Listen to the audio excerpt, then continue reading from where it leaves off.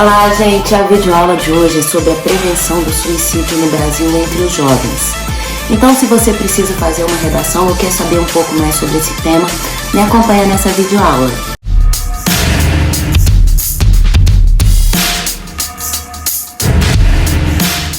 Vamos começar com o primeiro repertório sociocultural, que nos remete ao romantismo, a escola literária romântica, com a obra de Goethe, que se chama Os Sofrimentos do Jovem Werther. Na verdade, nessa obra, houve uma onda de suicídio na Europa, que ficou conhecido como efeito Werther. Na verdade, a psicologia, ela estudou na época e posteriormente estudou também esse efeito Werther, que é a influência dos jovens se matando justamente por causa das palavras do protagonista, que escreve cartas ao seu interlocutor, e são cartas muito densas, até onde essa carta, essas palavras influenciariam os jovens. Então esse é o primeiro repertório sociocultural. O segundo repertório sociocultural é a campanha Setembro Amarelo. Nessa campanha nós vamos ter a Associação de Psiquiatras e o Conselho de Medicina, que desenvolveram no ano de 2014 essa campanha de prevenção ao suicídio e à automutilação. Essa campanha, apesar de focar muito nas mídias no mês de setembro de cada ano, ela se mantém durante o ano inteiro, em que as pessoas podem ligar para os centros, conversar, ter apoio psicológico em prevenção ao suicídio. O terceiro repertório sociocultural é o livro O Cortiço, de Aloysio de Azevedo, uma obra pertencente ao naturalismo, em que nós vamos ter a figura da Bertoleza, que ela se mata quando ela percebe que não há futuro para ela. Então a frase que mais marca é preciso morrer em pé para não viver de joelhos. Então você pode usar a figura da Bertoleza aí, que não via perspectiva nenhuma no futuro dela, para poder linkar no seu texto. O quarto repertório sociocultural é de um autor chamado Alfred Álvares. Foi escrito no ano de 1971 e o nome da obra se chama O Deus Selvagem. Nessa obra ele vai classificar o suicídio como dois tipos: o suicídio frívolo e o suicídio sério. O suicídio frívolo, que ele classifica nesse ensaio, são aqueles suicídios, por exemplo, em nome de uma religião ou de uma ideologia, alguma coisa similar a isso. O suicídio sério são suicídios em que a pessoa o faz justamente por uma falta de perspectiva, de uma tristeza profunda, de uma angústia.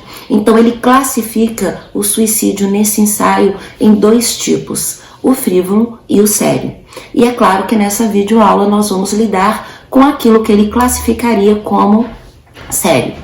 Sendo assim, eu espero que vocês prestem bem atenção nesses repertórios socioculturais e que vocês utilizem com parcimônia, com moderação, saiba escolher aquele que vai melhor se encaixar no seu texto, na sua argumentação, para que dê o link certinho, para que esse repertório seja produtivo no seu texto.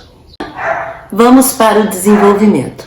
De acordo com a OMS, 3.000 pessoas se matam diariamente. Isso equivale ao fato de que há um suicídio a cada 40 segundos.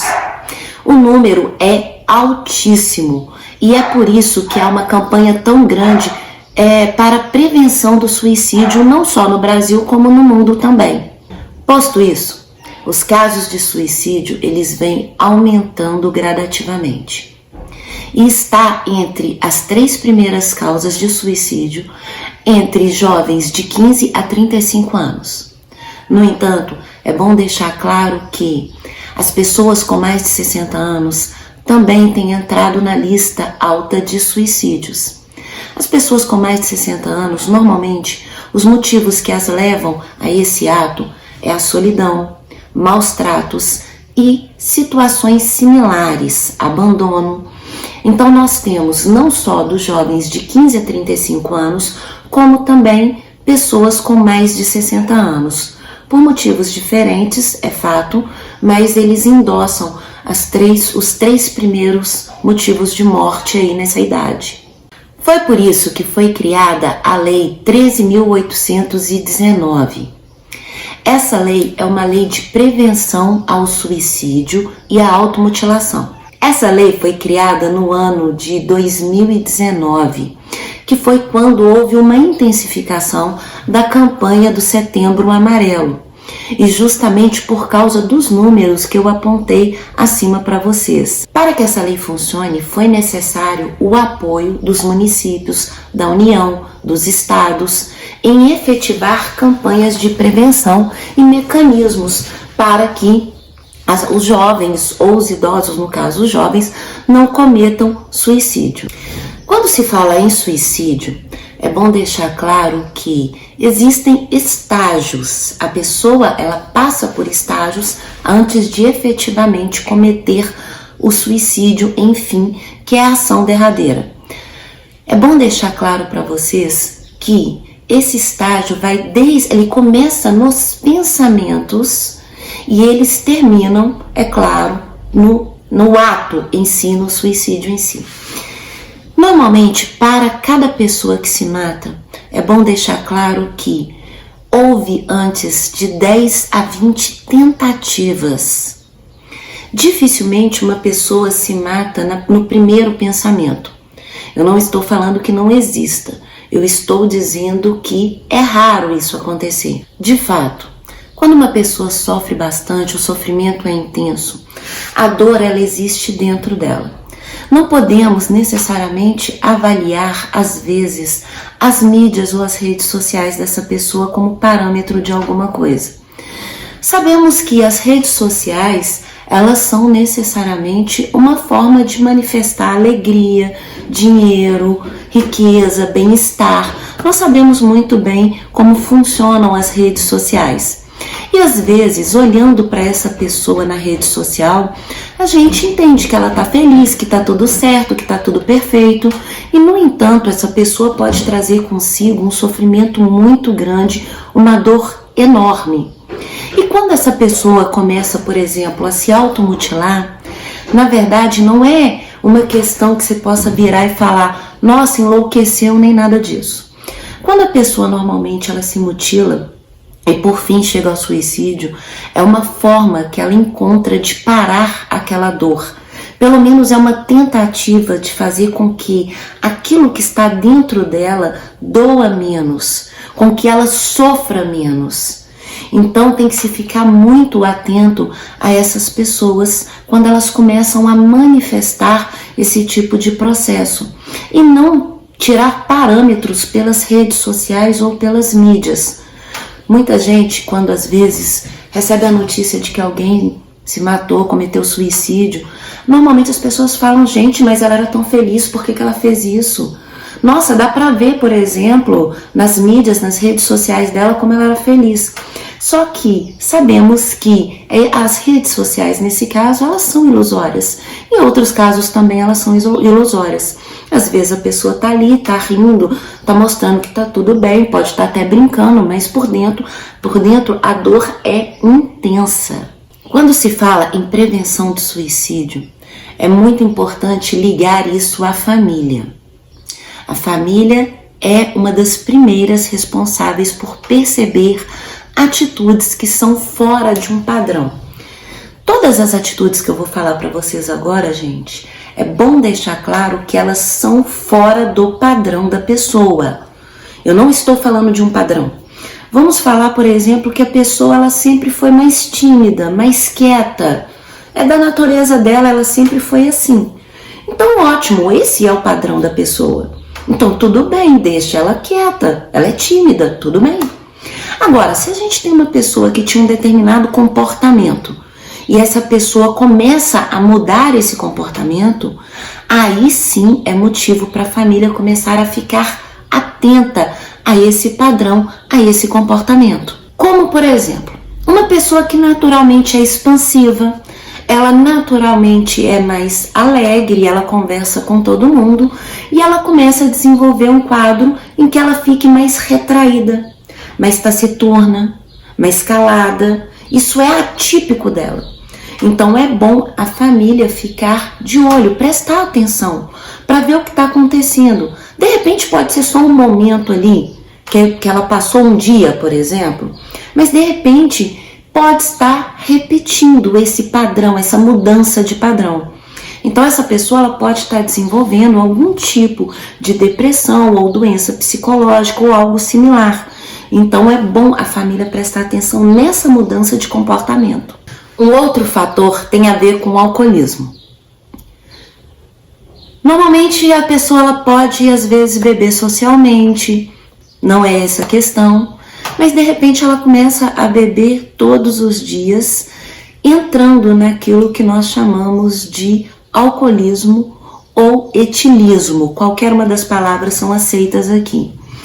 Visivelmente, isso é uma dependência, é um vício, mas uma das causas possíveis desse vício, dessa dependência, é que a pessoa não está sabendo gerenciar os sentimentos.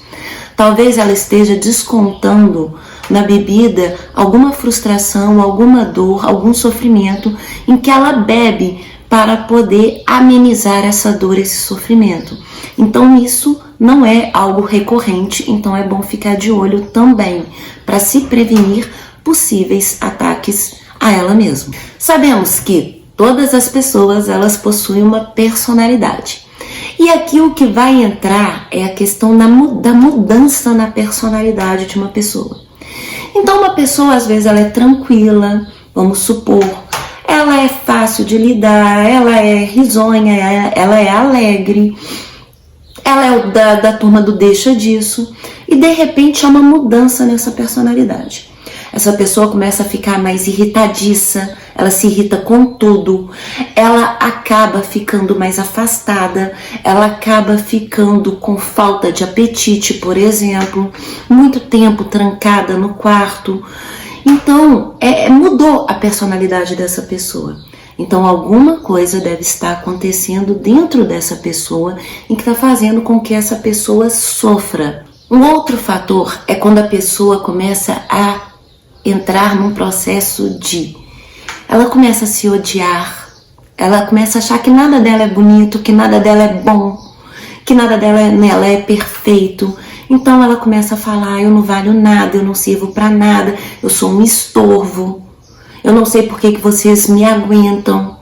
Ela começa com esse discurso porque ela começa a se odiar, ela não consegue nem valorizar as pequenas conquistas do dia a dia.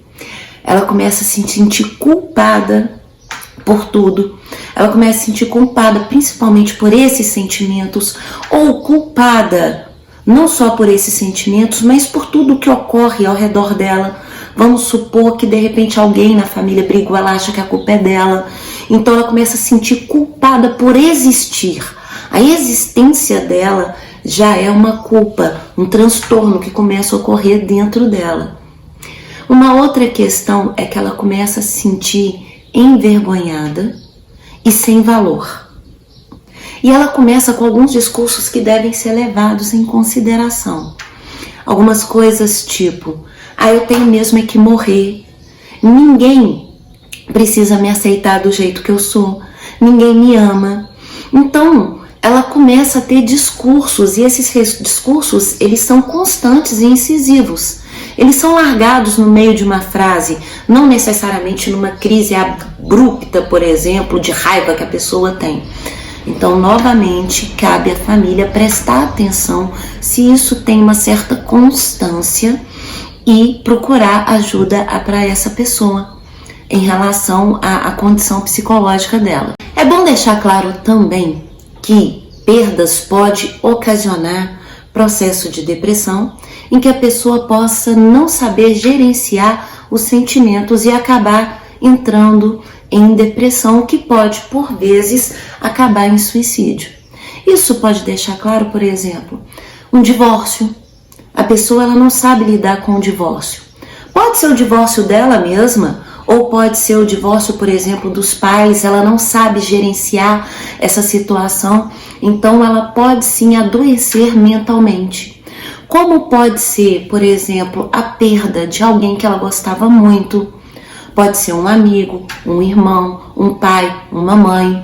qualquer pessoa que esteja muito ligada a essa pessoa e ela não consiga gerenciar os sentimentos, lidar com a própria situação, e essa pessoa pode sofrer tanto que ela pode começar a se automutilar e, infelizmente, pode acabar cometendo suicídio.